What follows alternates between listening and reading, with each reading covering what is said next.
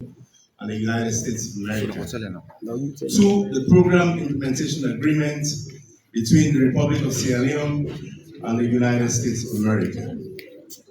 Mr. Speaker, honorable members, the Power Compact and the Program of Implementation Agreement form the program documents for the $480 million grant fund to increase the availability of affordable and reliable electricity supply to the households, businesses, and social institutions in Sierra Leone. Once ratified by this Honorable House of Parliament, the Compact Agreement will have the status of an international treaty between the United States of America and the Republic of Sierra Leone.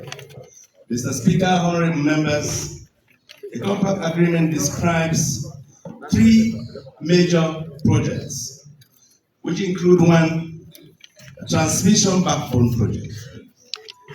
This project seeks to expand and improve the reliability of transmission backbone of the power systems in the Republic of Sierra Leone by constructing a 225 kV Park Southern transmission line and accompanying substations, construction of a main and backup dispatch centers for both transmission and distribution, upgrade of existing 161 kV line and new substations in McKinney and Lunsar, and capacity building for the EGTC, Electricity Generation and Transmission Company, to manage new assets with a focus on transmission capacity.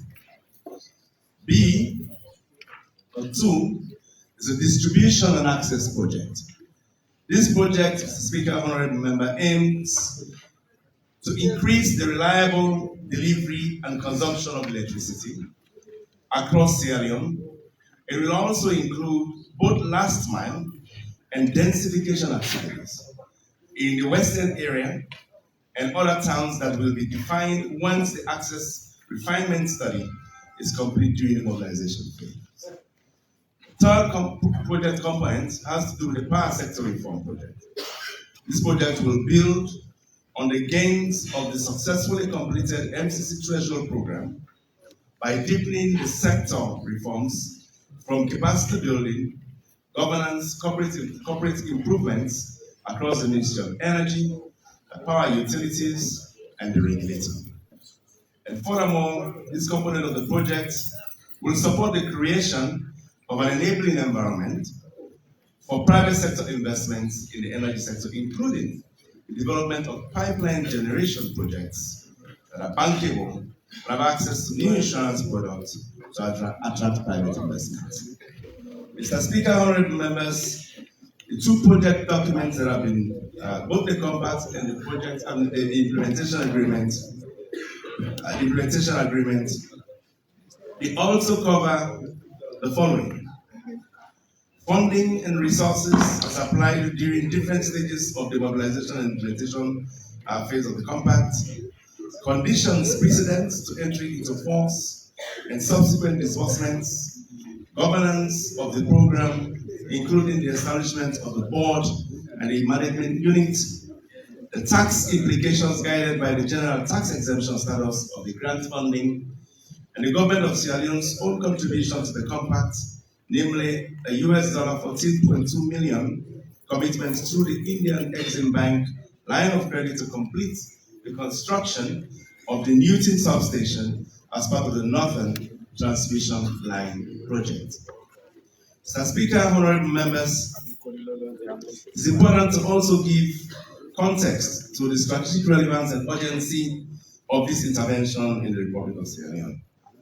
Our medium-term National Development Plan identifies infrastructure, technology, and innovation as one of the big five game changers. And according to this plan, by 2030, our generation capacity for power in the country should increase from less than 250 megawatts right now, currently, to over 1,000 megawatts. That will increase access to electricity in this country from 36% currently, which we had increased from 16% in 2017, to 60% by the time of 2030. This MCC compact, Mr. Speaker, honorable members, is a major contributor to the achievement of the key objective of the medium-term development. The investment in transmission, backbone, and the dispatch capacity will significantly improve the efficiency of the transmission energy systems, but also allow more power to be delivered across the country. And by strengthening the distribution systems in the country and expanding into new areas, a greater number of the population will have access to power. And in cities like Freetown, but also in other major cities, and one of the critical components will be to support the Feed Salon program in ensuring that power reaches each of those 6 ecological areas that have been identified. The investment will handle serious bottlenecks in the system that we currently face, such as overloading of our transformers, which will improve the reliability of our power supply. Mr. Speaker, honorable members, the investment, in addition to those by the government and development partners, are expected to improve the financial viability of EDSA, increase the capacity of EDSA as well, to offtake more power and deliver that power efficiently to our customers, allowing us achieving these objectives that have been laid here. Mr. Speaker, honorable members, given the current status of crisis in the energy sector, or strains in the energy sector, many of the proposed interventions to improve sector performance through governance reforms, such as addressing EDSA arrears, establishing independent collection accounts, are expected to support this compact funds. To this end, swift implementation of the compact activities are inextricably linked to addressing the current energy crisis in the country and leveraging on other channels of funding, such as Power Africa, DFC, and other partners as well. I must also share with you, Mr. Speaker, and honorable members, some of the expected benefits and key beneficiaries. I've alluded to these as well. But the cost-benefit analysis revealed that 4.6 million Sierra Leoneans across the country will benefit from compact investment by having increased access to affordable and reliable electricity in different locations. The compact has good geographical spread, as I've earlier noted, with major investment anticipated in the western area, in the northern region, northwest region, and in the southern region particularly. And an increased availability of reliable power will also impact current and new private investments in the country to access reliable power across different sectors, and easing barriers to our businesses, banks, and other entities in the government to do business. Mr. Speaker, the compact is going to be a tangible investment. And we believe it's going to impact on the intent. It has impact on its intended results. And the compact was informed by, I must say, 2 years diagnostic analysis that was done on the sector. And this constraint analysis was undertaken on the entire economy, and after several rigorous diagnostics, it was deemed that the most binding constraint to our development and our growth as an economy lies in the weakness in the power sector. And the evidence have been very formidable, and hence the directive of His Excellency that the power sector be the sole sector to invest this grant money in. With these few remarks, Mr. Speaker,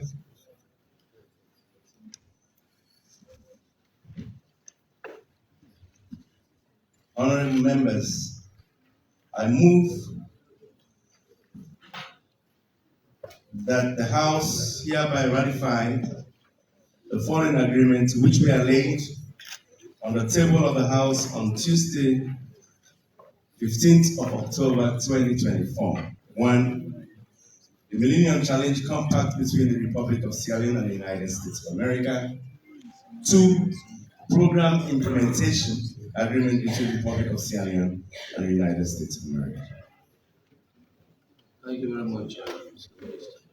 Honorable members, The question is that this Honorable House ratifies the following agreements which were laid on the table of the House on Tuesday, 15th October 2024. Millennium Challenge Compact between the Republic of Sierra Leone and the United States of America. Program Implementation Agreement between the Republic of Sierra Leone and the United States of America. Debate begins.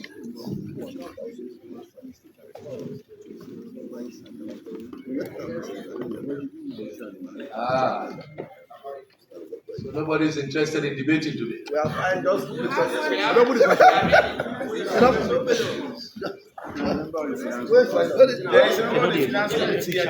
I have just gotten a list from the leader of the opposition, acting leader of government business. Can you give me a list? Yes. No. Oh, bring the list, let's start.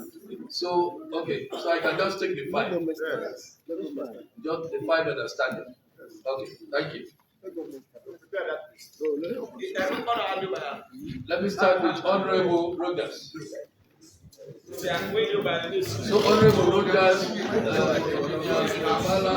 Honorable Amin, Yekamara, and Gebao. Mr. Speaker, Yes. I rise to add my voice to this very important agreement. Mr. Speaker, sorry, can you please add Honorable Simeon on that list from Kono? From Kono. Okay, Honorable Simeon. Okay, proceed. Yeah, Mr. Speaker, I rise to add my voice to this very important and historic agreement. Let me start by asserting that indeed this agreement is very compelling for ratification. It does not even need 10 minutes to debate it. I describe this agreement. I'm talking about the MCC compact alongside the implementation agreement as being the life wire of this country. Only any means we attempt. Not even, no, I'm just saying it. Yes. Listen. Honorable members, allow him to debate. It has to do with cementing. I'm comfortable by using that word, Mr. Speaker, and I have no regret. And let me go over that. This true agreement is indeed very much compelling. Compelling within the context of development growth in this country. We are talking about energy, sustainable energy. And with this agreement, I am sure and I believe that accessibility to electricity got across the country and will be enhanced. Remember, recently we started with rural electrification, and along the side we saw some bridges. But with this agreement, I want to believe that increased energy reliability and distribution will be promoted. Investment, even in time within the context of growth, will also be enhanced. So without few remarks, I want to call on my colleagues on both sides not to waste time to ratify this agreement. This is the reason why I describe it as being compelling. I thank you all. Thank you very much, Honorable Alex Rogers. Honorable Abraham Barry. Thank you for saying that. I listen to the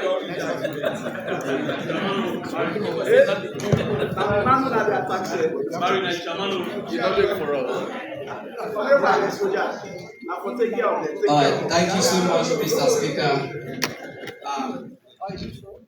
Honorable members, the 480 million MCC compact presents an unprecedented opportunity for Sierra Leone, particularly in the energy and infrastructure sector, but not just in the energy sector. It also provides an opportunity with the conditions attached to it to improve our governance system and enhance democracy within our country. Mr. Speaker, honorable members, let me use this opportunity to thank the US government for always pushing developing countries through this compact to enhance their democracy. to ensure that elections are credible, electoral institutions are independent, to ensure that the voice of every citizen of a country is heard through an independent, fair, and credible process of electioneering. Mr. Speaker, I want to draw the attention of this House to the preconditions for strengthening democracy as ascribed in this agreement. Mr. Speaker, the conditions tied to this compact are not just technical fixes. They are foundational steps to consolidate our democracy. They are foundational steps to ensure independence for our electoral commission. And they are foundational steps to create a system where credible elections can be held aligned with international best practice. Mr. Speaker, these reforms are essential. Mr. Speaker, these reforms are essential for ensuring that the will of the people is respected in every election, free from manipulation and undue influence. Mr. Speaker, let us not forget that the sacrifices made for the democracy we have today, thousands of brave Sierra Leoneans, including our soldiers, paid the ultimate price for the freedom we enjoy today. We must ask ourselves, are we willing to let these sacrifices be in vain? No. Mr. Speaker, the manipulation and challenges surrounding the 2023 election serve as a painful reminder that our democracy is fragile.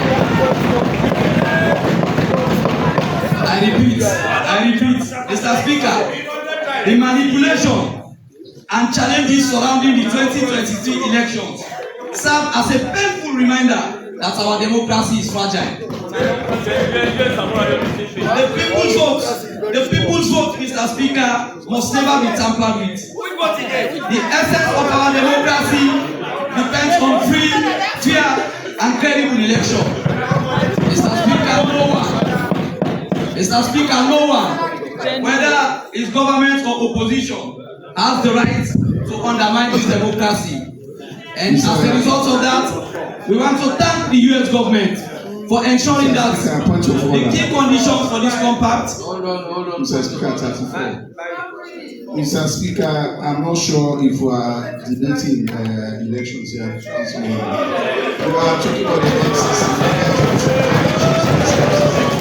So, Mr. Speaker, can we please go to the agreement? You are talking about agreement. If you want to talk about election, let us start from 2007. Thank you.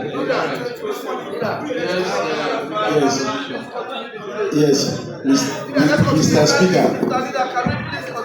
Mr. Speaker, let me just make some correction to the point of order. If my honourable chief whip can refer to the publication made on the 20th. Let me end. There's a point of order. Let me end, Lisa. Let me end. Yes, he has given me the nod to go ahead. He has given me. Hold on. Both of you are leaders. Yes. The point of order was and you should understand the rules. Yes, sir. Exactly. Now, allow the speaker to he has given me the nod. So I don't want to do a short correction. Please allow the speaker to he has given me the nod. So he gave a point of order. I am reacting to his point of order. Honorable leader of government leaders, this is your document, also. Let's try to be a little tolerant. Yes, exactly. This is your document. Exactly. So let me hear you. Yes, Mr. Speaker, I just want to refer the chief whip of this House to a document published by the United States government on the 27th of September 2024. The document said, paragraph 4, it says, Sierra Leone's eligibility for the compact remains highly dependent on the country's sustained commitment to advancing democracy, combating corruption, and investing in its people. Sierra Leone will need to continue to meet eligibility benchmark in these areas throughout the life of the compact, including the full and expeditious implementation of both the Agreement of National Unity and the joint recommendations of the Tripartite Committee cooperation between the ruling Sierra Leone People's Party and the opposition APC party. So this document is highly contingent on the recommendations of the tripartite agreement, which was born out of problems in the 2020. Leader of government business, can I hear you on this?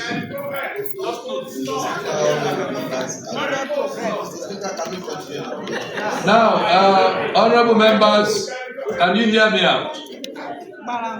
Can you hear me out, honorable members? I want you to help me today. I really want you to help me by not allowing this house to go political today. I'm pleading with you. Because as far as I know, the compact is good for the rest of Senegal.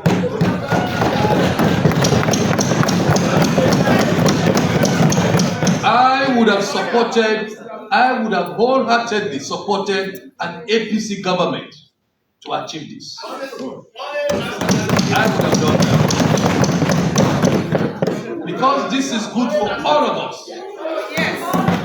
Please, it is my plea, even as I sit here, it's my plea that we don't allow politics to seep into our debate. Because don't forget that we'll have the Hansard eventually. We don't want researchers to come to Parliament and read our Hansard and see that in the Hansard, some Sierra Leoneans were against the compact, or some Sierra Leoneans tended to argue in a way that could be construed as against awarding the compact. So I'm pleading. It is my plea that we don't go political today. That we in our debate, we express our gratitude. We express our gratitude to the United States government for giving us this opportunity. And we express our gratitude to those who went all out to ensure that this particular compact is won. I have not given any indication that anybody here on my left has gone political. I am just pleading. I know both sides have not gone political. I'm just pleading that we don't go political. That's my plea. Yes, leader of the opposition. The right honourable speaker, I want to assure you with from the bottom of my heart that colleagues on this other side are appreciative of the fact that Sierra Leone has the MCC. And let me tell you, this is not the first time for Sierra Leone to benefit from MCC. In 2014, no, let me make my point. I'm not debating. Allow me. I'm making sense. I'm making sense. In 2014, Sierra Leone benefited from the threshold, which was $48 million. And that very program was closed on the 30th of March 2021. So it does not take into consideration which government is in power. Yes, it takes into consideration Sierra Leone as a nation. Even when APC left and SFP became, they were still funding the threshold. It closed March 30th. So let us all support this. We don't know what will happen when we come to power.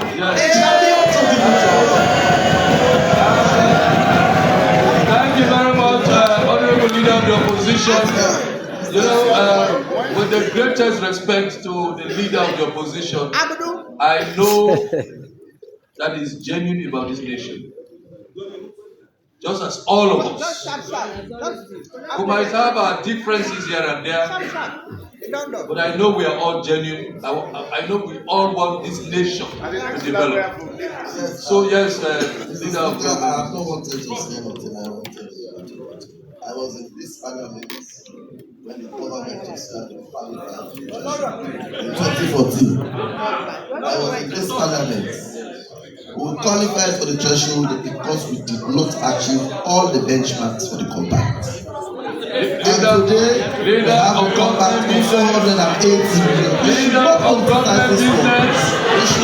Leader of government business. Don't go political on this. I had warned.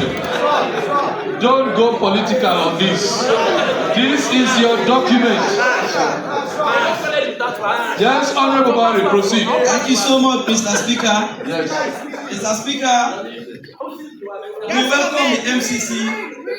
We thank the United States government, and we believe that the MCC compact will play a key role in consolidating, in addressing the problem in our energy sector.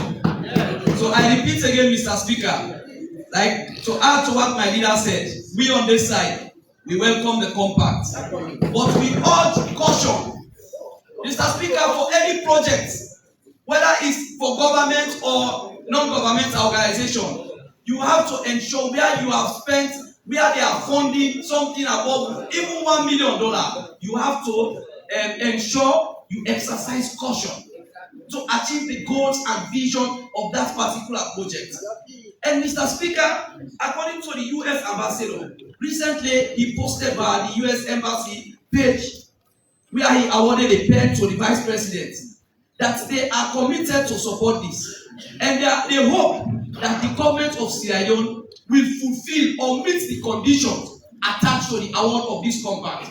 And one of the conditions is to ensure that the 84 recommendations from the tripartite, they are fully achieved. And that is what we want to remind this House. One of the critical recommendations for the achievement of this compact is to ensure we reform our electoral system. Is that a crime, Mr. Speaker? Is it a crime to reform our election system? What is the crime? We need to remind ourselves, in as much as yes, we welcome this compact, but we want to see at the end of this project that we will probably say all the conditions attached to the award of this compact have been met. Is that a crime? You are students, I don't say.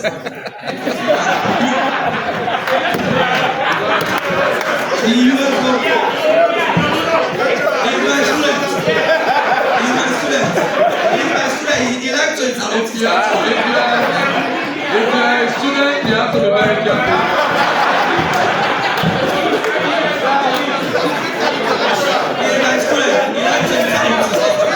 And you have my class this weekend. Mr. Speaker, let me see this opportunity. Mr. Speaker, no. Mr. Speaker, let me use this opportunity to again commend the government and to reassure, like what my leader said, that we are 100% in support, that we will play our part as opposition to ensure that we achieve the goals of this compact. But Mr. Speaker, we urge caution, and we also will recommend for us as a country to fully implement the 84 recommendations attached to this compact. Thank you very much, Honorable Barry. Let me at this stage plead on behalf of your student. And new students, you have to be very careful. Know that you are in a very dangerous relationship. Honorable Indologeba.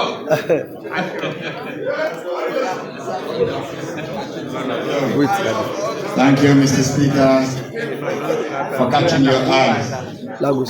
Mr. Speaker, honorable members, I must say today is one of my most happy days for this agreement to be laid before us, signaling the implementation of the MCC compact. For the edification of the public, I know what we are privy to. They are not privy to it. The MCC compact has its object. I'll just go briefly to the object. It says the goal of this compact is to reduce poverty through economic growth in Sierra Leone.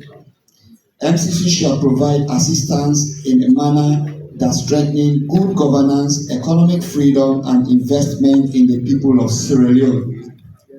My emphasis is investment in the people of Sierra Leone. it is not saying investment in the people of my village, Mamuto. We must commend the people of Sierra Leone for cooperating with the government of His Excellency President Julius Maada Bio for passing the benchmarks, the threshold for us to get this compact.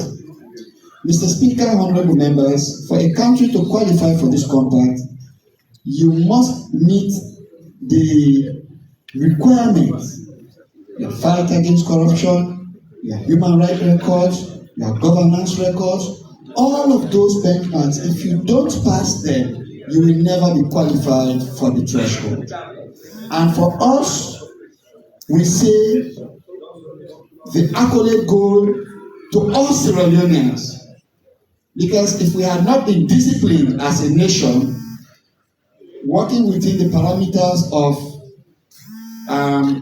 being all of us trying to not be corrupt, and those who attempt to be being dealt with by the anti-corruption and the judiciary would not have qualified. If our human rights records weren't good, we would not have qualified.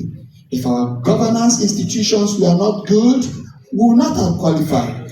But Mr. Speaker, I must commend His Excellency the President for one singular thing that he did. Being somebody who is the champion of delivery, when he came into governance, during his first State of the Union address, he said one of his objects is to clamp down on corruption and indiscipline. And when you have huge funds like this, you must make sure you put the right people in the right place so that the funds is being judiciously utilized. So even before the compact was signed, what did the president do? He took one of the most respectable Sierra Leonean, one of ours who had been in this house, somebody who is an expert in the energy sector, who had worked in the energy sector for the longest of time, respected internationally in the person of Alaji Kole Kande Yonkela, and appointed him as governance coordinating group. You know, he appointed him in that position because he foresaw that if these monies come, we need reputable Sierra Leoneans to manage it. It goes without saying that this government has done pretty well in trying to improve on our electricity.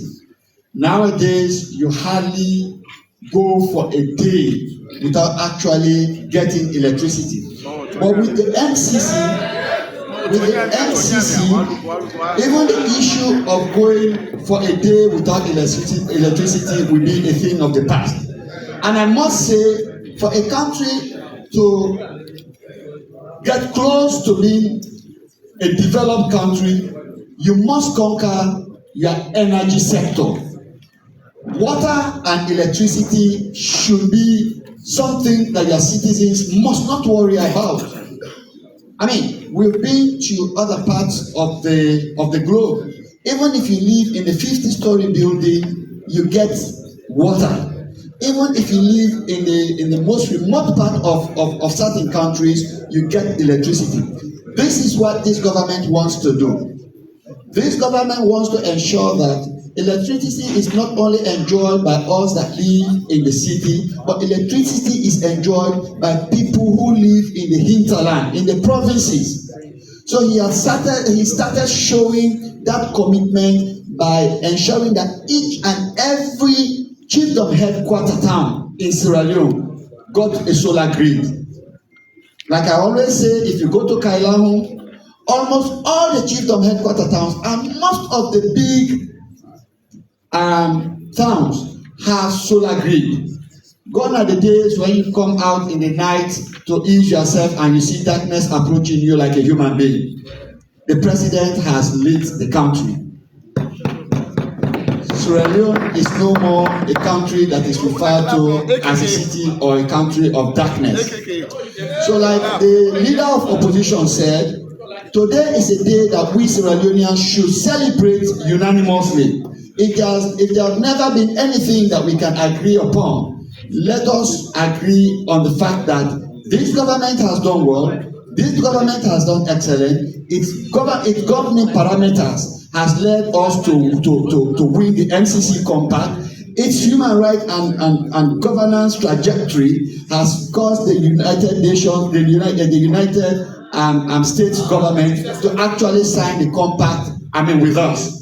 And I want to assure you, all Sierra Leoneans, I want to assure you that each and every penny will be monitored by this house.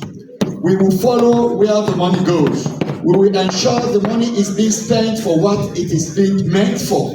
That is why the right people has been appointed by His Excellency the President to ensure that these monies are judiciously used.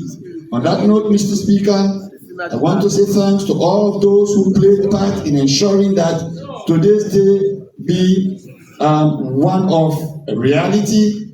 His Excellency the President, the Vice President, the Minister of Finance, the people in the energy sector, even our brothers on the opposition side. Because of the peace that we maintain in this house, it's also taken into consideration for us to actually get this money. So I want to commend all of us as Sierra Leoneans. Let us continue the unison. Let us continue, because when there is light in Freetown, there is not light for green, there is not light for red, there is no light for yellow, there is light for Sierra Leoneans. And this is what we want. We always say, we are but one country, and we are one people. We have no other country that we run to but Sierra Leone. Thank you, Mr. Speaker. Honorable Tambakeli.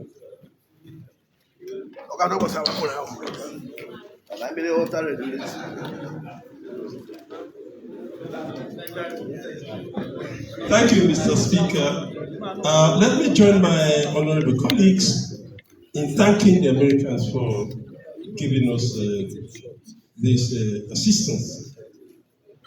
It's timely, and I speak as one who actually implemented the threshold program, which was a precondition to the attainment of the compact, because it was addressed concerned with the regulation of the electricity and water sectors to improve their operational efficiency, leading to quality delivery. So by the time I left in 2018, all the regulations, water, electricity, in terms of service quality, etc., all those were in place.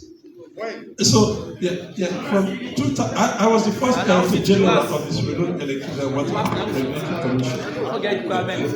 So, Mr. Speaker, as I say, it's a laudable assistance to this country, but I need to address honorable members' attention to certain technical matters.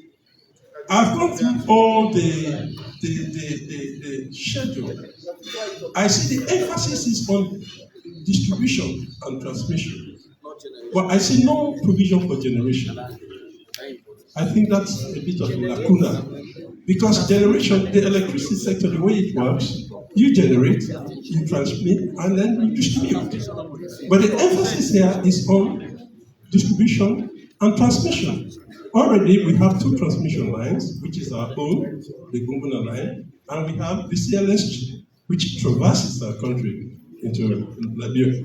It's not a criticism of the government, because this is it's an assistance given to us, so we are bound to take what we are given. But first should have been given to that aspect. Without generation, you can have all the poles. If you cannot generate the belts, I mean, they will use it as line. People use it, hang washing. That's what they will do. The other thing I want to draw attention to is the emphasis given to the capacity building of EDS. Mr. Speaker, I can tell you, when I came from England, I was the legal counsel for National Power Authority. We unbundled it and then created EDS, EGTC. I can tell you, so much money has gone into the capacity building of EDSC, over upwards of $50,000 US.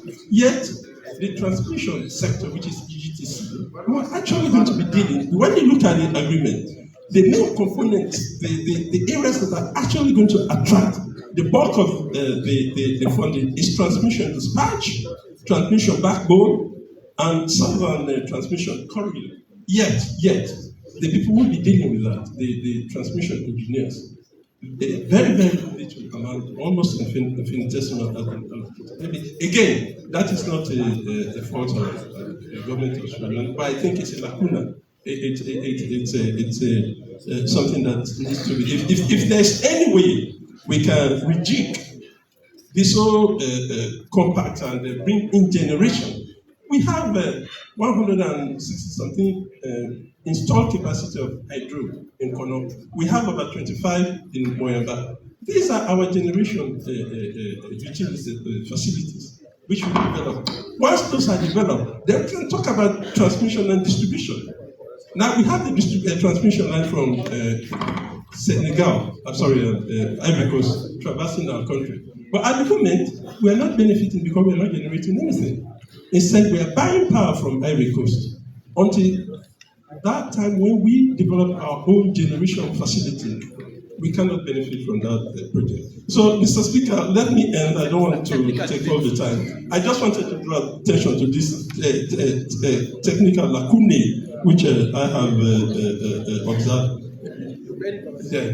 And the administration costs, finally, Mr. Speaker.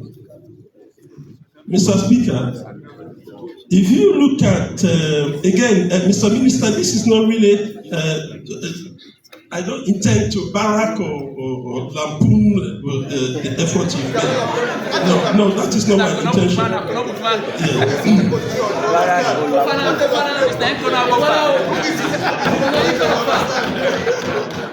But if you look at... Honorable members, you have not heard anything from Honorable Tabakeli. Yeah, Mr. Speaker, if you look at program administration and control, and program administration... Maybe Honorable Daniel Kluba can tell you something. Mr. Speaker, just the amount that is being spent on administration is so colossal. It's almost 1/3 of the entire funding. Why that is, I don't know. And it's not my place to question it. Well, I can question it because I'm here as a people's representative. But Mr. Minister, maybe that's one other area you'll have to reflect upon. So, all in all, let me thank the government for completing this project. I mean, as I say, as my leader alluded to, it started back in 2012, and a space of, yes, over 10 years. And one was congratulate the president for focusing on this project. And as been said from the other side, he made this his prime objective to attain. And thanks to him for attaining this. So, Mr. Speaker, this is just a little comment I wanted to make. Thank you very much. Thank you very much, Honorable Tabakeli. Honorable members, at this stage, may I recognize the presence of Honorable Kande Kole Yomkela.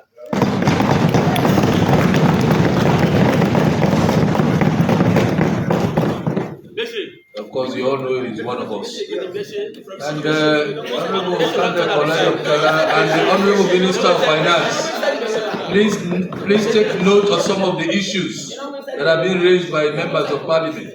Please take note of them. They are very serious issues. Thank you. Honorable Fala Tembe. We have a long day today, honorable members. So let's say 10 minutes. 10 minutes per person. 10 minutes, is it too much? 5 minutes? 5.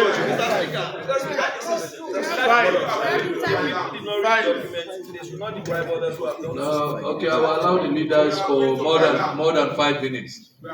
For all others, 5 minutes. 5 minutes, please. Mr. Speaker and honorable members, Mr. Speaker, thank you for allowing me to add my voice to this debate in this kind of capricious gathering, clustered with political intelligentsias. Mr. Speaker and honorable members, the former speaker will say, did you see that coming? Proceed. Mr. Speaker, Yes, sir. this is the first time for Sierra Leone to bring home this kind of huge amount. And to me, I must say, we have to celebrate President Bio.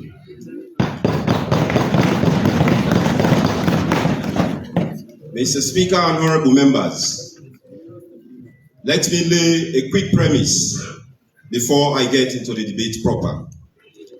Mr. Speaker, for a country to bring home this kind of huge amount depicts the fact that it must have been in compliance with good governance issues. There must have been economic freedom and above all, transparency in public financing system. And if that is a truism, then I will also say there is every dire need for us to celebrate President Bio and his team. Mr. Speaker and honorable members, the agreement in question is not contentious. Mr. Speaker, if you go through the agreement, the goals and objectives of the said agreement clearly provide an insight as to what Sierra Leone will look like going forward. Very soon, we're gonna see increased coverage in our transmission system. Additionally, we're gonna see increased coverage in our distribution system. I am an electrical engineer with 14 years hands-on experience. I want to agree with my colleague, Honorable Member of Parliament.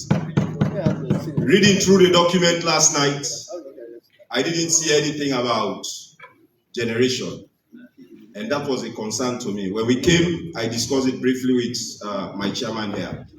To me, if there is any way as a nation, we could sit and recommend for possible amendments for us to factor some amount of some of the money provided to generation to see how we can upgrade it, I think it would be better. That being said, Mr. Speaker and honorable members, this agreement is a fine agreement in the sense that the provisions of the projects that are about to be implemented makes provision for modern systems to be incorporated into our distribution and transmission systems. Transformers will be installed with protection capability, and that is what we want, such that if there is fault in between the line, you will be able to monitor it quickly from a SCADA system that is also embedded in this agreement with a view of preventing the problem before it occurred. So that is, to me, a very good technology that has been incorporated into the system. Mr. Speaker and honorable members, some of the problems that this said agreement will eliminate after implementing successfully the project will be as follows. One, problems that we face today as a nation in terms of voltage sags or dips. That is to say, if you are expecting 220 volts as an end user, you will not get that, but instead you get 190 or 180. Those problems will be eliminated with this compact project. Another problem that will be reduced drastically, especially from our harmonic systems, is that of the problems that we usually face from our transformers and other relay logic systems. The harmonics that we face there will be drastically reduced going through the agreement. I felt good as a Sierra Leonean. This is a very good program for us, and I'm talking from a technical standpoint of view. Mr. Speaker and honorable members, the other thing that is key, that I was so impressed, but no wonder people like Dr. Kandayon Kela are around, so I know, yes, the goodies will be there. Predictive maintenance is something that is going to help us a lot based on this agreement. Instead of saying we have to wait until the systems are down, there are downtimes, now predictive maintenance with profile solutions so that you can stop the system for an hour or two, then you amend the problem or do quick maintenance and continue operation. So these are all good programs embedded in this agreement. So Mr. Speaker and honorable members, to me, I see nothing bad about this agreement. Members on the other side would say, yes, there are clauses attached to it for implementation. But the fact is, as honorable members, it is but a truism that we should always think positively as to how we catapult Sierra Leone to a better height. And if we are saying we want to catapult Sierra Leone to a better height, what we do is to ensuring that we support this program. And when we support this program, like the other honorable member from Kailan was saying, we put mechanisms in place as to how we as honorable members and other stakeholders provide technical monitoring during O&M, operations and maintenance. If all that is achieved, then I want to assure the nation that the agreement so far in this compact is one that is good for Mama Sierra Leone. Thank you.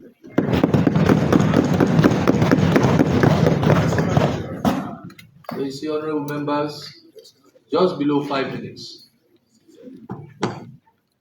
Honorable Peter Yambak Roma.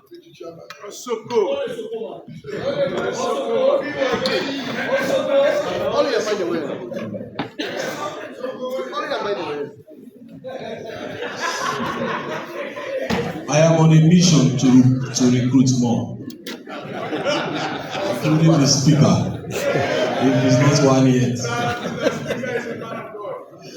Mr. Speaker, honorable members, this is Mr. Abakuruma. I want to join all the previous speakers who have kindly and thoughtfully showered some praises on the government of the United States for this largesse to our country. We want to thank them very much and let it be on record that Sierra Leone is pleased. Mr. Speaker, honorable members, what we are doing here today is a conditioned precedent for the MCC funding. This is couched in the words in section 7.1, article 7, that the compact to be submitted to and approved by the Parliament of Sierra Leone. And this is where I want to thank the Minister of Finance for bringing it here. It is particularly so because I think we've already started hearing that the compact business was already going on.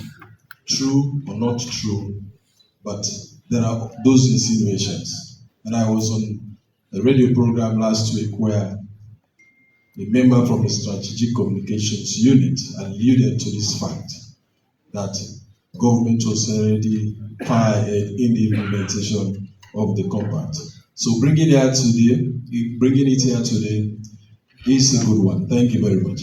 Mr. Speaker, honorable members, let me declare from the outset that it will be completely unreasonable for anyone to think that the compact is not good for Sierra Leone.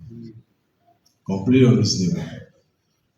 It would also be completely bang out of order for anyone, any person or party to politicize this compact.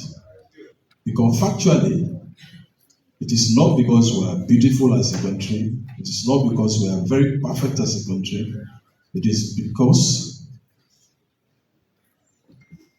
the people of Sierra Leone are seen to be in their need. It is their sufferings, it is their circumstance that has led us to get this one.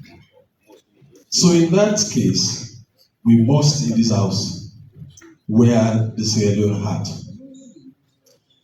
And it will also mean speaking truth to ourselves. Mr. Speaker, allow me to opine, therefore, that we need to celebrate this compact with caution. Sometimes, in other words, you will say, some kind of mixed feelings. Don't get me wrong. By this I mean, we must be happy, but as well, be very, very unhappy. A bittersweet situation. A bittersweet situation.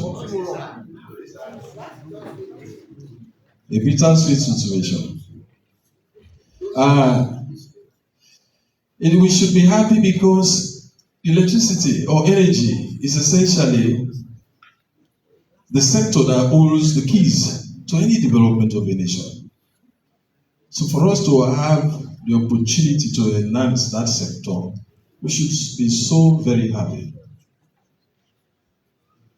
But we should also actually look at ourselves and be a little bit unhappy because as a country that has so much promise, a country that is endowed, a country that should be looked up to, we are a country that is so vulnerable, so poor, and so dependable on us. We should not be too happy about that. It should give us a reason to think inwardly, to introspect how we have been carrying on with the business of this country. So, I would liken this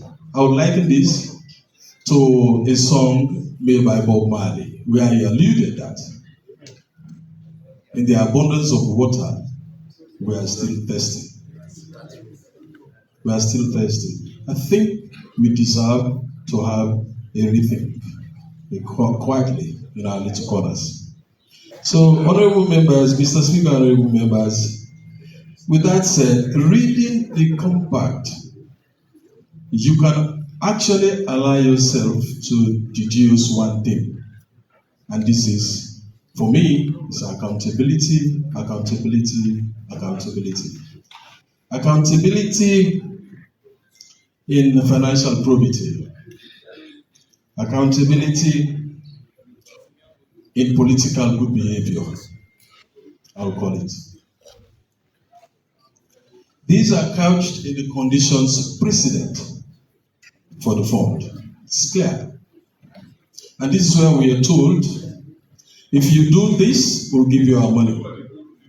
If you don't do this, we will not give you our money. So, again, we come back to say we should celebrate with caution.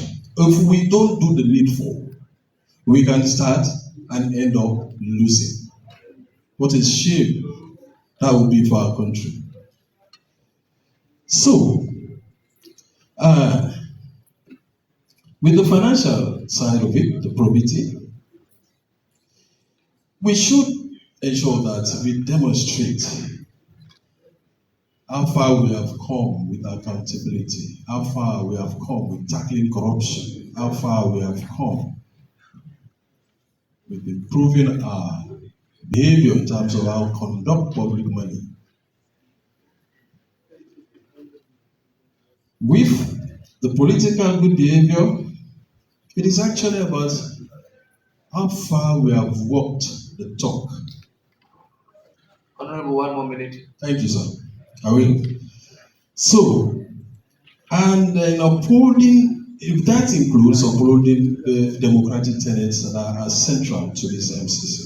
So, because of the exigency of time, I want to conclude by encouraging all of us and the government to ensure that we do due diligence that will involve magnanimity from the part of government, that will involve all of us, if we can also decide to bend backwards to let it happen, because it's very good for our country and our people. I thank you very much.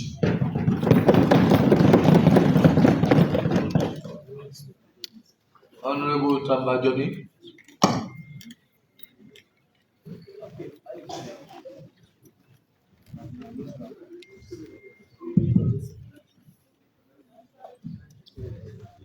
Thank you very much, Mr. Speaker, for giving me the opportunity to lend my voice to this all important discussion. First of all, I want to thank His Excellency the President, retired Brigadier Julius Madabiu, who has been very much passionate to ensure that before he leaves the seat of power, majority of Sierra Leoneans will be sleeping in elite society, not in darkness anymore. Because if God Almighty that created us could not operate in darkness, who will be an individual that will ever operate in darkness and succeed? You know, this particular event, this particular day, how I wish it could have been in any theoretical setting. It could have prompted a song which would go like this: Tide nagla dide, nagla dide, nagla dide, Tide nagla dide, nagla dide, nagla dide. You know, I want to thank also the people of the United States of America who are deeming fit to put aside this amount so that we will benefit out of it. You know, when other members were lending their voices to the debate, they expressed doubt that we are now talking about distribution lines. What about the generation of electricity? But I also want to allay your fear that President Bio is not only catering for distribution line, but generation as well. Not too far ago, the chairman that was appointed by His Excellency in the person of Dr. Kade Kole Yunkela was in Vienna. And when they returned, it was broadcast in this country that they have brought a largesse close to the tune of 1 billion. And that particular money is meant for nothing else but the generation of electricity. As we are also discussing, there is also a powerful delegation sent to Nairobi where they are showcasing Sierra Leone renewable energy potential to the World Summit that is being held in Kenya. So if you are here expressing doubt that where are we going to get this electricity after we have got the distribution line, I want to allay your fears that it is all in the pipeline and they are going to be actualized in a very shortest possible time. Also, Mr. Speaker, let me tell this house why it is good for us to have this opportunity. Let me use Putloko as practical evidence. During the peak of rain, Putloko Bakasoka is generating 2 megawatt electricity. But it will surprise you to know that the vicinity of Putloko, they are only making use of only 50 kilowatts of that 2 megawatt. They have to put some of the turbines off so that it will not get damaged. But if you happen to get this distribution line, I believe Losa will not go without electricity. Tintafolunge, where the leader of government opposition is coming from, will not go without electricity. Kambia will not go without electricity. That electricity can be extracted from Putloko and sent to Lunge and sent to Losa and also sent to Kambia after the completion of this particular project, Mr. Speaker.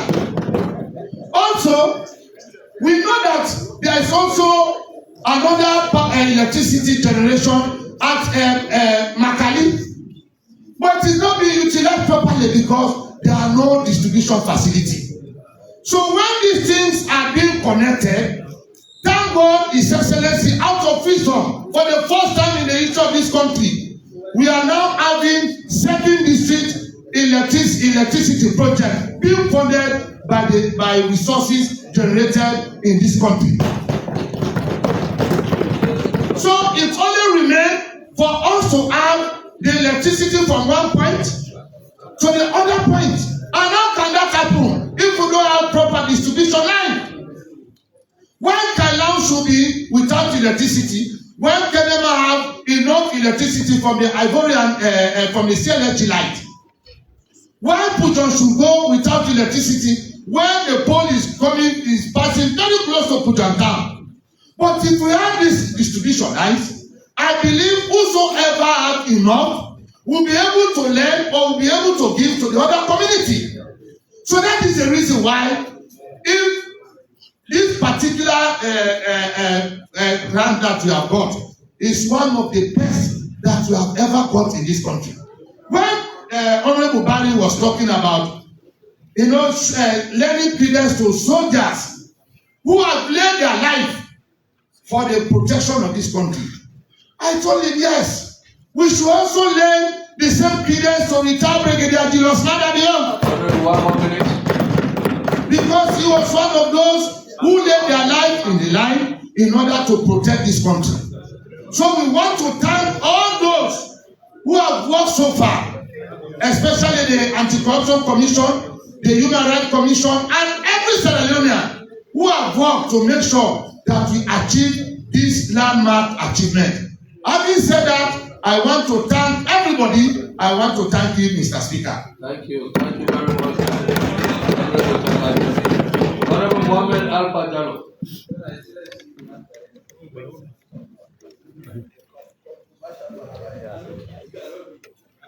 Thank you so much, Mr. Speaker. As usual, I am Honorable Mohammed Al-Fajalo, and I bring you greetings from the beautiful people of Falaba District, the land of milk and honey. No doubt, Mr. Speaker, honorable members, there is no doubt that the people of this country needs the MCC compact. And we in the APC, we are happy that this compact is actualized, even though the Cynics will not believe this. Mr. Speaker, honorable members, on that note, I want to thank the people of the United States of America and the MCC, and I also want to thank the government of Sierra Leone, especially the respected Minister of Finance, who championed this project. Mr. Speaker, honorable members, as I skimmed through this document yesterday, I was struggling to understand 2 very important questions, to answer 2 questions. And today, I am going to share those questions with this noble house. One of the questions that I was struggling to understand is that why are we rushing the ratification of this agreement? This agreement is only late this morning, and we are expected to ratify it now, giving us only a few hours, or we are given the document yesterday, so we have like 12 hours to look at this document. Is it because we are too excited that we have a $480 million grant? Or is it because we are afraid that the American people may change their mind? Or is it because there are some dubious clauses in this agreement that you don't want us to see? Honorable Jallo, Mr. Speaker. the guided. I am, Mr. Speaker. The reason why I'm asking these questions, Mr. Speaker. Hold on, Honorable Jallo, the guided. Please, proceed. The reason why I'm asking these questions, Mr. Speaker, is because we were given 3 very important and voluminous and technical documents yesterday, which we are expected to read through overnight and come to this house and debate them. How do you expect us to do justice to these documents? And how do you expect us to be thorough when only these documents are given to us yesterday? For the records, Mr. Speaker, the ratification and the Child's Right Bill. These documents, the bills and the agreements were given to us only yesterday. And for the Child's Right Bill, which has very controversial issues in it, has 83 pages and 174 long clauses. And this compact that we are currently debating has 98 pages, and then the program implementation has 32 pages. This is a total of 213 long pages. And we were expected to consume all of this material last night, to come here this morning and debate these issues. I don't know whether you think that we are magicians or we are geniuses. On that note, Mr. Speaker, honorable members, I want to make a disclaimer to the people of this country, the people who sent us to represent them in this house, that if there is anything in these documents that the people of this country think is not good for them or is not in their best interest, please, Sierra Leoneans, be kind to us, because we may not have seen it. Not to sell out, we sell out, so too, because people are quick to say the MPs don't sell out. So not to sell out, we sell out, Mr. Speaker, honorable members. The second thing, or the second issue that I had, you have 1 more minute. Mr. Speaker, please permit me to make my points. The second point, or the second issue I had is already part of it was mentioned by the Honorable from Kailam. Why do we have a grant of $480 million and spend every penny of that money on transmission lines and $0 on generation? What are we expected to transmit with these transmission lines if we are not generating enough power? Mr. Speaker, honorable members, let me put this into perspective. It is as if somebody is giving me 500 million oleums and saying that I have to generate power for my household. And instead of spending some of this money on buying solar panels and battery banks, instead I spent it entirely on buying cables, switches, sockets, ACs, televisions, etc., and spent the remainder of that money training my children how to use that electricity when it finally arrives, and hoping that an investor will come and spend about 150 million oleums and buy solar panels and battery banks, and then sell and generate electricity, and then sell that to me for the rest of my life. For me, Mr. Speaker, honorable members, that is not a wise decision. So, it would have been better if we use at least 150 million, which I'm sure would have been enough to generate at least 30 megawatts power of hydro energy. Thank you very much. Mr. Speaker. Honorable Kamara.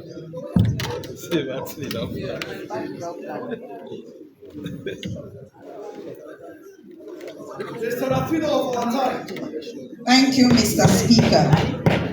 Mr. Speaker, honorable members, on behalf of the honorable members from the Great Kono District and the people of Kono District, I want to say thank you to His Excellency the President, Dr. Julius Maada Bio, and the people of the United States of America, whose tax money have been put together to support this MCC fund. Mr. Speaker, honorable members, I will also want to thank all those that contributed to ensure we meet the conditionalities for this MCC fund. But special reference to the women of this country, because gender equality was one of the strong reasons they were looking up to see how women can be part of the governance of this country. And indeed, our president, who has that passion for the empowerment and promotion of women, ensured and gave the political will to give women the strength to be part of the governance of this country. Mr. Speaker, honorable members, we believe the MCC did not come because we agreed to sign tripartite. It came because we met the conditionalities. The issue of tripartite is just a condition to say this one is standing, is a condition that if you don't adhere to it, will stop the money. But it's not for the, that did not prompt the coming of that money. To make it clear for our people. Mr. Speaker, honorable members, I believe the sector that this money is going to support has to be one of the mitigating tools for climate change, and that is renewable energy. Renewable energy in Sierra Leone has improved drastically over the years because of the commitment and support we are getting from members and other development partners. I'm not standing here to talk to the nitty-gritty of what is in the document, but I want to tell you the benefits the energy sector, if improved, will bring to Sierra Leoneans. When I say Sierra Leoneans, it's not just SLPP or APC, but every Sierra Leonean will benefit from this MCC. So in fact, when you look at the document, it does not say the responsibilities of President Julius Maada or APC or SLPP. It said the responsibilities of Sierra Leone government. Mr. Speaker, honorable members, what will the energy sector bring to us? If this money comes and is being implemented accurately, it will support the health sector. That is, women will not die again. Operations will be done with enough electricity. People will go under oxygen with enough electricity. A lot of things will happen in the health sector. It will also help the educational sector. How will it help? Now we are seeing our educational sector is being transformed from just writing on blackboard to technology, using of tablets, using of projector. If there is no electricity, these technologies cannot be used in our schools. So in fact, it will increase the quality of our education in Sierra Leone. Mr. Speaker, honorable members, this will also increase our trade and business sector. It will help bring money into the hands of young people, women in the market, women in the saloon. Come to the saloon and the light goes off. You will not do a beautiful hairstyle to bluff around. But if the saloon has electricity, what will happen? You see more customers in that saloon. I'm taking it to that lowest point because these are the people we are catering for. If that saloon has continuous electricity, what will happen? Customers will go even after 5, 6 o'clock, and that will give money to the person owning the saloon. That's also economic empowerment. Mr. Speaker, honorable members, this will further help the young people, the youth. Go around town, you see young people opening internet cafe, young people opening barbing shops. They are not using our archaic blade and shaving sticks or scissors again. They are using things that are using electricity. And at the end of the day, you know, jobs are not enough. But these young people are empowering themselves in these small internet cafe or even barbing shops or different enterprises that will give them money. So when people are talking about bread and butter lies with you and your effort. And with electricity, I believe the effort of our young people will not go in vain, but it will help to increase their economic capacity. Mr. Speaker, honorable members, I want to end with this. The energy sector, when you go to Kono, you know, we normally say, except there is problem with the line, but in Kono, we hardly see blackouts. That is because of the CLSG. Honorable. Mr. Speaker, it's 12. I move that SO52 be suspended for the business of the House to continue. No seconder, continue. Any seconder? I so second, Mr. Speaker. All those in favor say aye. Aye. Those against say nay. The ayes have it. Thank you. Mr. Speaker, honorable members, I want to end with this. Sierra Leone, you know, yesterday I was talking to a neighbor. Honorable, you have 1 more minute. Yes, a neighbor who is, with all due respect, APC. But that guy in that community, because of our relationship, for any program I have, that is the guy that will first come to me. That shows you that Sierra Leone is for all of us. MCC has not just come for SLPP or APC. It has come for the people of Sierra Leone. We as honorable members, on this note, we have a role to play, and that is our oversight role. We have oversight role to play to ensure that the implementation of this MCC form, these forms are being used and they are serving the purpose, so that we ourselves, representing our people from different districts, we will know and we will be rest assured that yes, it is working. Thank you, Mr. Speaker. Thank you very much, Honorable. Honorable Dr. Omba Kroma. 5 minutes, please.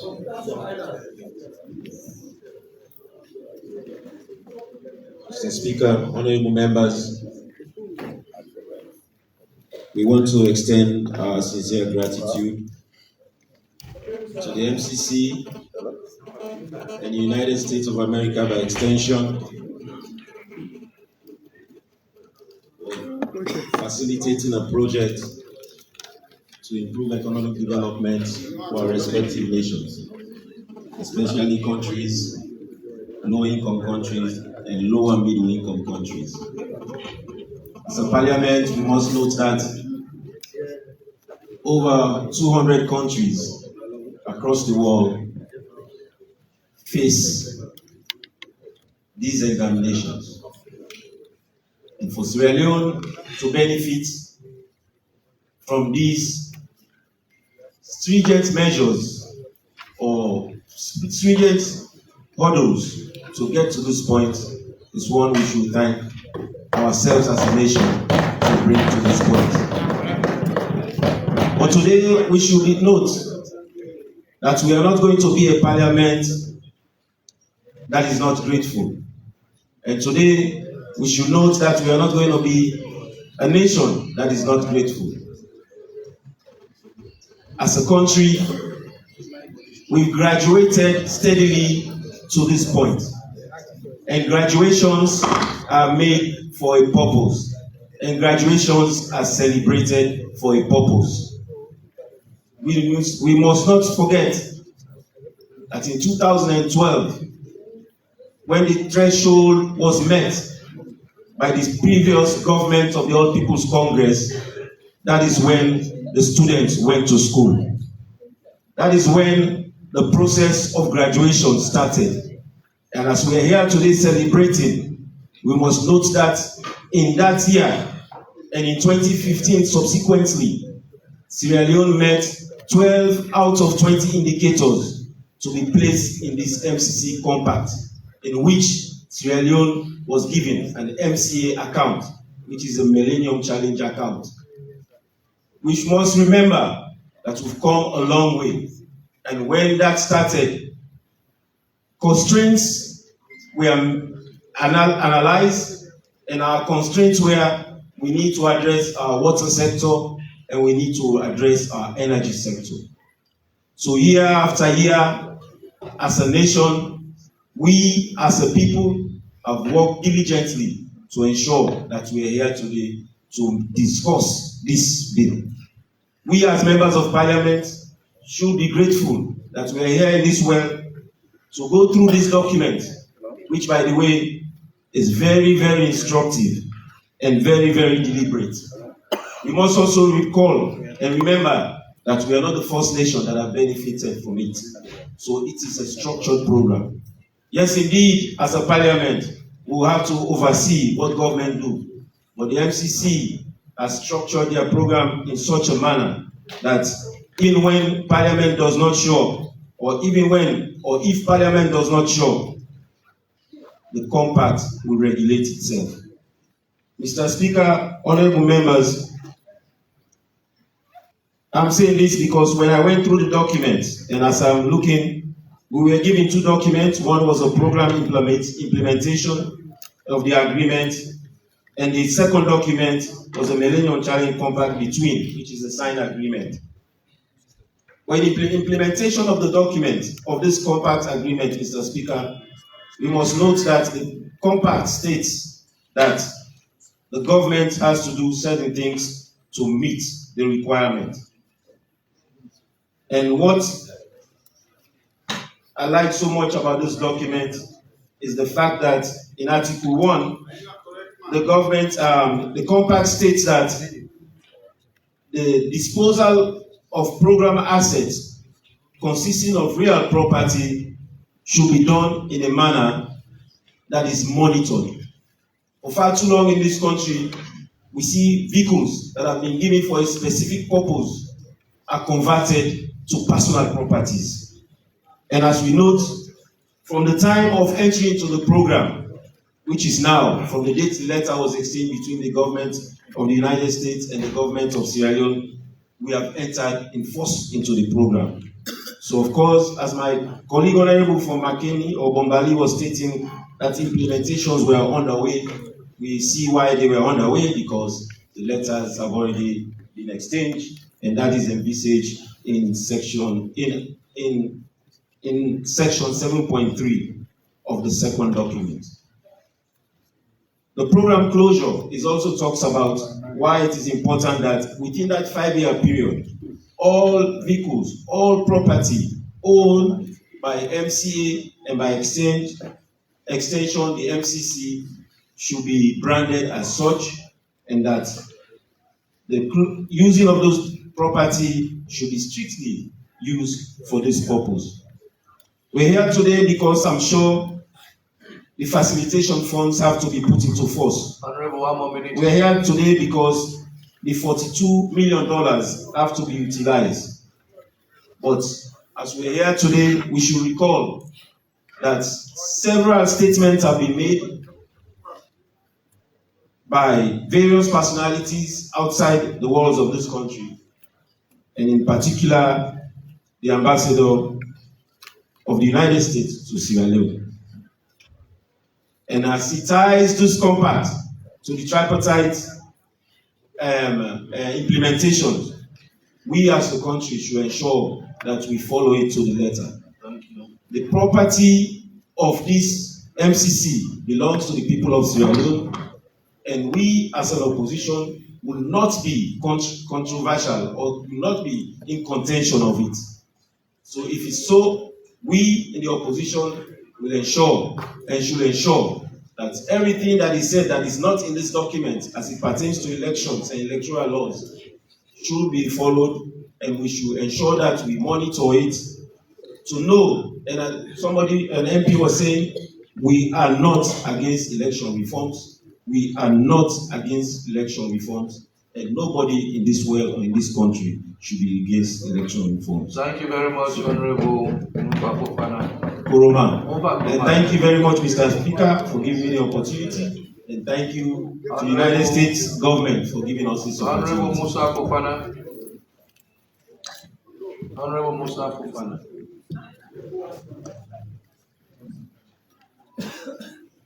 Thank you very much. Thank you very much, Mr. Speaker. Honorable Musa Fofana Pomasu from Kono District. I want to take this special opportunity to thank His Excellency the President, of Sierra Leone, the retired brigadier. Mr. Speaker, I must confess to you that the retired brigadier Julius Madabio is a very serious president, and the SLPP government is a very serious government. Mr. Speaker, let me just do a calculation for you. We move from 16% of electricity capacity in this country between 2018 to 2023 of 35%. Do you know why we did not hit a 45% target? It was because, Mr. Speaker, government was paying huge attention, huge money to install new transformers, battles that have existed for over 200 years without electricity was electrified. They destroyed the transformer. They have destroyed electricity installations in this country in less than 5 years than every other government in the history of this country. I don't know why. Cables all over the country was vandalized. Even in my district, a transformer was vandalized. Kono district. To be very honest. Thank you, Mr. Speaker. Honorable Ekeke. That is true. Yes. No, I agree. Yes. Yes. Did you want to say anything? Yes, Mr. Speaker, for the sanity of this debate, we've come a long way, and you've been monitoring and advising. I want my brother to, the honorary member from Kono, to limit himself to document. Maybe that will avert us from destroying this very fine agreement before us. Because the trend is taken now. We will support him effectively to make it very please Honorable Ekeke, yes, I'm going to let me warn you, Honorable Musa Fofana, be guided in your debate. What I'm saying, Honorable Ekeke, is that I will sit here and allow anybody to deliberately blame any political party for what was done. But what I'm saying, whatever he's talking about was done, was actually done. And as a parliament, we should be united in condemning that kind of act. It's only that I will not allow that blame to be attributed to any political party. But it's a matter of fact that particular act was committed by citizens of this country, and I consider that extremely terrible. Extremely terrible. So please, Honorable Fofana, I will only want you to be guided, in your debate. Thank you, Mr. Speaker. Yes, Mr. Speaker, I'm a senior MP for that matter. Mr. Speaker, you were here seated the other day when the leader of the opposition raised an alarm on those that vandalized the ex-airport administration and all of the furniture. The leader of government business supported him and even pushed forward for an investigative committee to be set up. He did not call, the other member from Kono did not call any name, except it's everyone to attribute those hooligans and vagabonds to political party. But he did not. He was so professional that he did not call political party. He never even mentioned a person, but people. So the honorable member from Kambia, I came on the honorable self. Honorable Ekeke, please. What I'm requesting, please, I don't want any member of parliament to be put in the limelight for this, because we are leaders. And we cannot in any way tolerate that kind of act. So let's not put ourselves in any limelight. Let's call things by their names. That particular act was committed by citizens of this country, and it was wrong. What maybe they have not understood, including the deputy leader himself, is the Honorable Musa was very much, the Honorable member from Kono was very much specific. He said within the 5 years. And this destruction you're talking about are called they are calling even almost every other day. Yeah, sure. So when you attribute that to just a 5-year under a regime, under a period, that is disingenuous and is imputing negative impact. And that's what I am saying. I am more than capable to do what he is doing, and I am more a professional and more senior that he is claiming. But if that's where you want to go, let's go that way.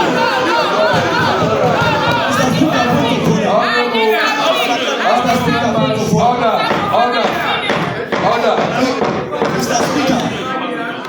I will stand this house down if you continue. Honorable Musa Fofana, proceed. Thank you very much, Mr. Speaker. Mr. Speaker, honorable members, I just want to say my government and the government of this country should have succeeded in achieving a 45% target of energy if those destructions were not being done on installations. Mr. Speaker, for almost 58 years, we were struggling with 16% energy. Mr. Speaker, within 5 years, we achieved 19% added to that. We are hoping to go up to 29%. But Mr. Speaker, with the MCC, you can be assured that I attended an engagement with the Right Honorable Leone, a serious professional, a former member of this house. He was more focused on the local strategy. He talked about the big Congo Falls in Kono and Kenema. He talked about the Dodo rehabilitation and the Betman project and the Bumbuna too. These are our own, and we pray for this government to succeed in installing some of these developments. Mr. Speaker, if you go to the 7-town electrification project, electrification is not cheap, Mr. Speaker. It's very, very expensive.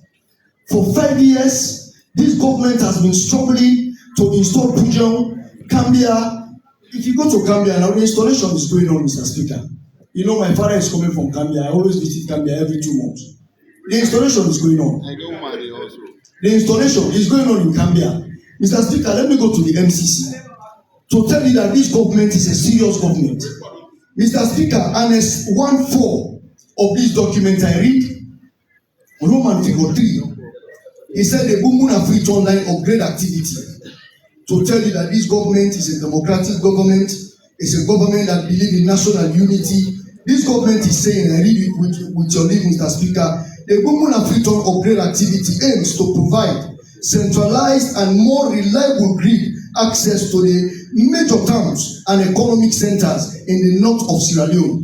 This activity shall include the installation of the 161/33/11K substation at Makeni and Losad, both to locate along the Bumbuna Freetown 161 kV transmission line, as well as center of economic activities. Mr. Speaker, to end, it says the substation noted above under this transmission, the back center activity, the program shall also find the installation of a fiber optic upgrade for the 161 kV transmission line, which shall necessitate retirement of the existing shield wire power supply to Makeni that shall supply from the new Makeni 161 kV substation. Why I decided to put this, Mr. Speaker? All of us have read this document. But Mr. Speaker, even the West Africa power pool that came from Ivory Coast, it was taken to Kenema, Bo, Kono, and then to Bumbuna. Freetown benefited from the Bumbuna. This is to tell you that we are not only democratic because we are SLPP, but because we are Sierra Leonean People's Party. And we believe that this document and the MCC is going to succeed for the people of this country.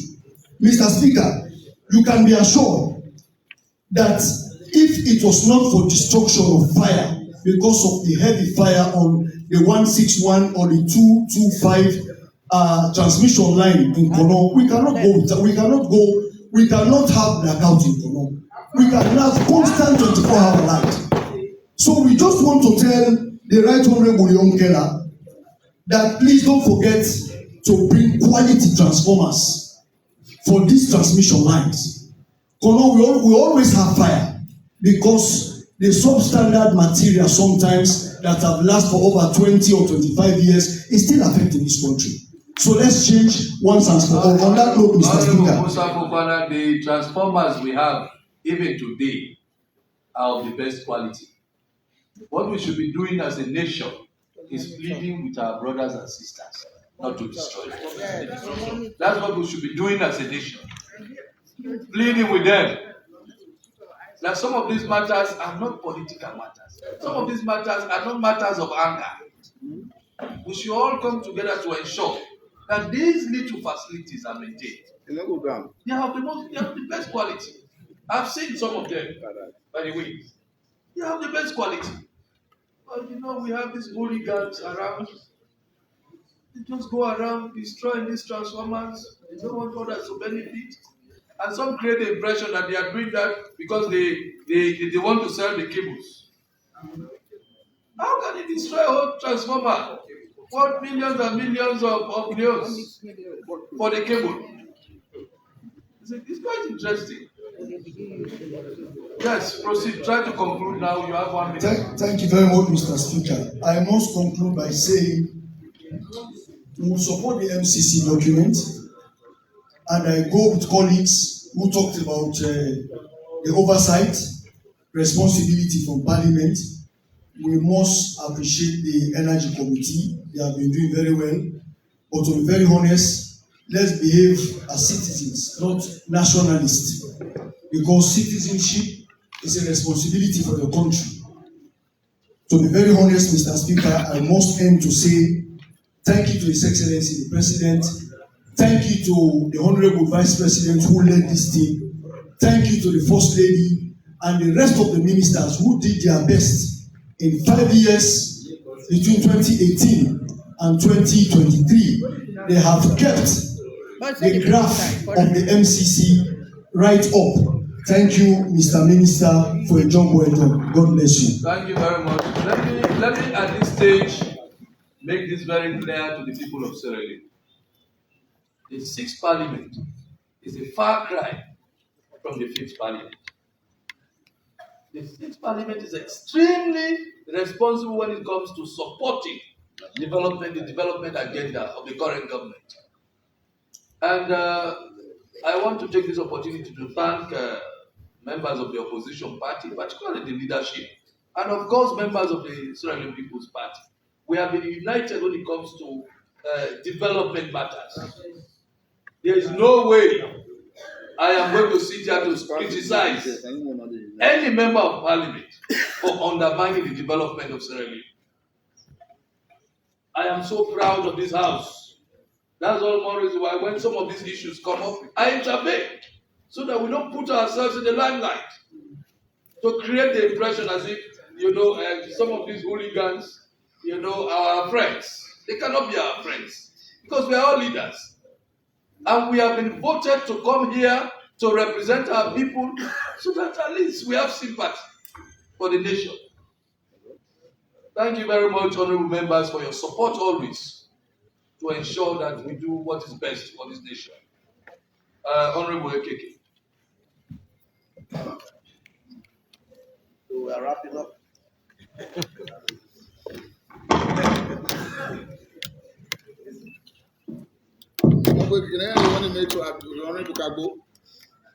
Mr. Speaker, honorable members, today is a unique day for our country, and realities are catching up with us. Mr. Speaker, I have listened to colleagues across the aisle, whether from our side or the other side, complaining that the most important thing this MCC is going to address is the issue of transmission and distribution. Most times, as a nation, what you cry out is what you is where you get aid for. I remember when this world from 2020 to 2023 going down constantly, and if you listen to the honorable member from Kono, it was giving figures of how much we generated, how much our generation has grown. So when people say it's all about distribution, transmission, it's because we created an impression of a country where we have enough electricity.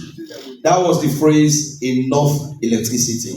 So if you have enough electricity, what was the problem was a distribution. Mr. Speaker, honorable members, not too far ago, I talked about us as a nation neglecting the Bubuna Phase 2 is an outcry we must take seriously as members of parliament. The Bubuna Phase 2, if implemented, will address most of the issues that I have to talk about generation of power. Now we have a situation in which SO2, now the panel they can also, let's not in the port. We are going to have all the connection distributions lines set up with this MCC. But sadly enough, have we generated enough power to be distributed? So meaning, yet still, we are going to do at least one aspect, and we have another aspect left to be addressed. The inadequacies still continue as a nation. So my first appeal